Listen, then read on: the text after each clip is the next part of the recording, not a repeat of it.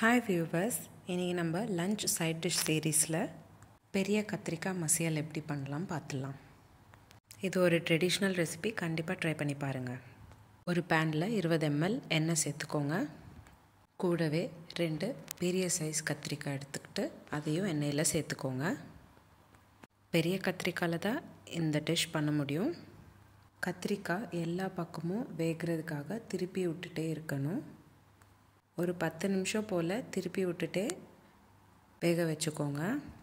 நான் இந்த வீடியோவில் காமிச்ச மாதிரி நீங்கள் ஹோல்ஸ் பண்ணிக்கிட்டிங்கன்னா எண்ணெய் உங்கள் மேலே செதறாமல் இருக்கும்.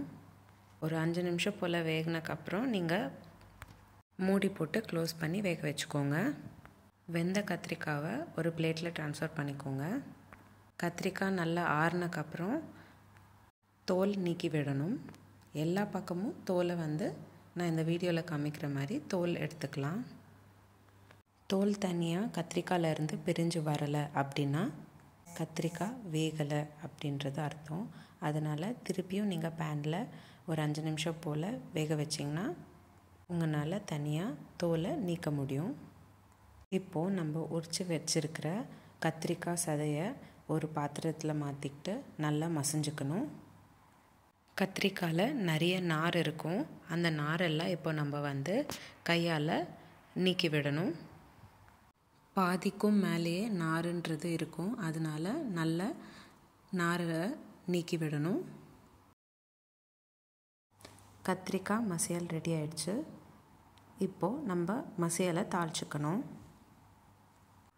ஒரு பேனில் 20 ml எண்ணெய் சேர்த்துக்கோங்க. 1/2 ஸ்பூன் கடுகு சேர்த்துக்கோங்க. கூடவே கொஞ்சமாக கருவேப்பிலை சேர்த்துக்கோங்க.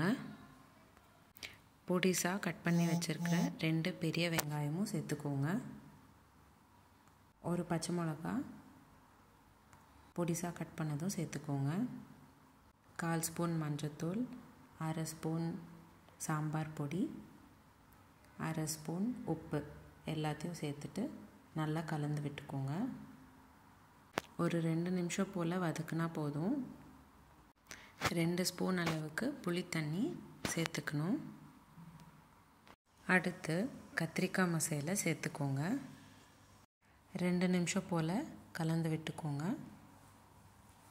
கொஞ்சமாக கொத்தமல்லி இலை சேர்த்துக்கோங்க. அவ்வளோதான், பெரிய கத்திரிக்காய் மசியல் ரெடி ஆகிடுச்சு. உங்களுக்கு இந்த வீடியோ பிடிச்சிருந்தால் லைக் பண்ணுங்கள். இதே மாதிரி டெய்லி ஒரு ரெசிபி பார்க்குறதுக்கு என்னோடய சேனல் சப்ஸ்கிரைப் பண்ணிக்கோங்க. மீண்டும் சந்திப்போம் ஒரு அழகான ரெசிபியுடன். தேங்க்யூ.